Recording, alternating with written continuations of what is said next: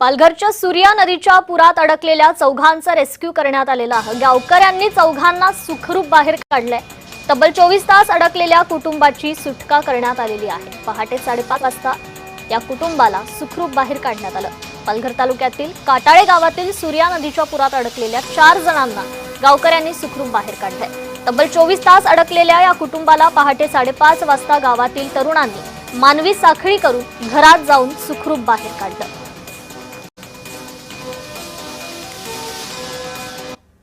तर पालघरमध्ये पुरामुळे भात शेतीचं मोठं नुकसान झालेलं आहे।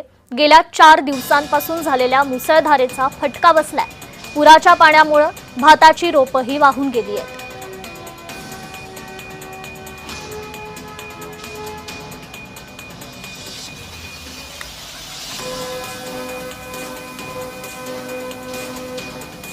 पालघरमध्ये मुसळधार पावसाचा भात शेतीला मोठ्या प्रमाणात फटका बसलेला आहे। भात शेतीत मोठ्या प्रमाणात हे पाणी साचल्याचं दिसून येत आहे।